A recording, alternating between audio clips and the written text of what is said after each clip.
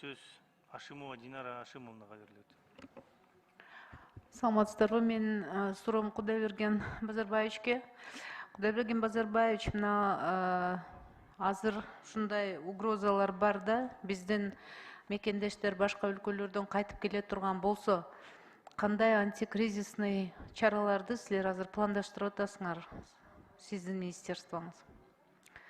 Жумушсуздук болот, пособие керек болот, кандай ойлор бар, чаралар?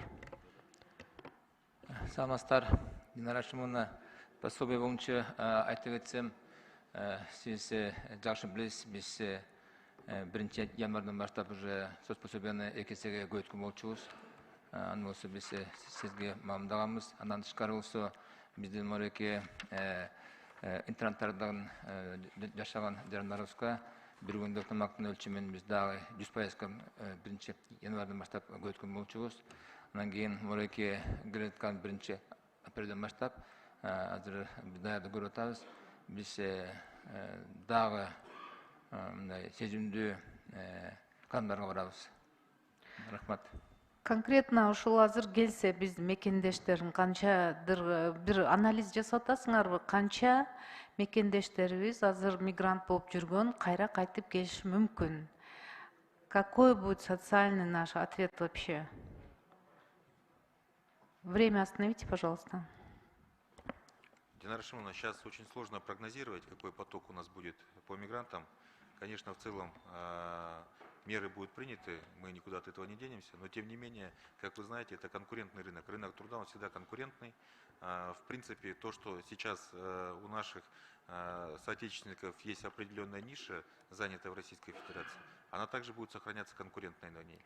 Сейчас мой коллега тоже, Джанар Акаев, сказал же, в основном наши в сфере обслуживания кыргызстанцы закрываются. Там вот ответная реакция будет такая, что будут возвращенцы.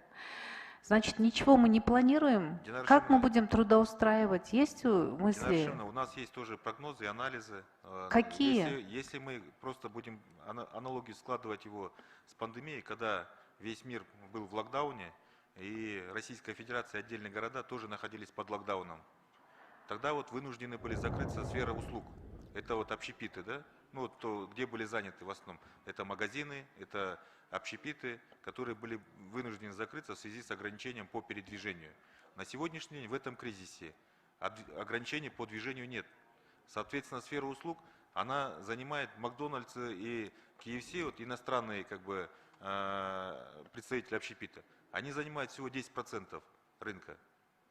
Поэтому прогнозировать такого большого всплеска мигрантов, ну, пока мы его не видим. Но тем не менее, если это как бы будет иметь место, то в принципе, я думаю, что вот мы сейчас на сегодняшний день прорабатываем только, мы можем проработать только альтернативные меры. Какие? Ну вот мы говорим о том, что в связи с введением санкций со стороны Евросоюза, Соединенных Штатов Америки и отдельных государств, которые поддерживают данные санкции, что и под этими санкциями непосредственно и косвенно прямое влияние на наши экономики малых стран имеется. Соответственно, мы сейчас хотим тоже просить о том, чтобы они облегчили свой миграционный режим. В частности, вот у нас в основном направлении это вот Корея, Турция и ряд еще европейских стран у нас есть. Вот по ним уже на сегодняшний день в антикризисном плане есть поручение Министерству иностранных дел проработать вопросы по лояльности их миграционных режимов. Но такого прям массового всплеска возврата трудовых мигрантов мы пока не прогнозируем его. Нет, надо прогнозировать, потому что после 11 класса выпускники, они же уезжают, они остаются, будут возвращенцы. Надо думать. Базарбайбеке, это Кутайбергенбеке, надо, давайте отдельно, тогда я напишу письмо, вы ответите. Это нужно прорабатывать. Вообще, значит, у нас нету, как мы будем переобучать, если вернуться наша молодежь. У меня вопрос еще один к Министерству сельского хозяйства. Пожалуйста, вот адамдар уксун, элибиз уксунчу, кайсы кластерлер боюнча чоң проектлерге сиздер ограничениясы жок насыя бересиздер. Вот азыр айтылып кетти эле, сиз жок болуп калдыңыз эле. Ошону тактап жакшылап түшүндүрүп койсоңуз. Динарашым, азыр Кыргызстан боюнча 9 кластерді түзүү демилгеленип турат. Без ограничения насыя деген жок.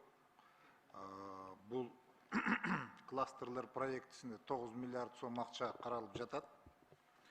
Сүт кластеры, кант кластеры, эт кластеры, картофель кластеры, жашылча жемиш кластеры, багбанчылык кластеры, мына ушуларга каражат каралып, кластердык ыкма менен каржылоо иштелип чыгып, бүгүнкү күндө макулдашууда, ошол келерки жумада бул токтом кабыл алынат деп ойлойм. Ошонун кандай порядок будет выдачи? Через какие банки, какие финансовые учреждения? Через Госбанки. Рахмат.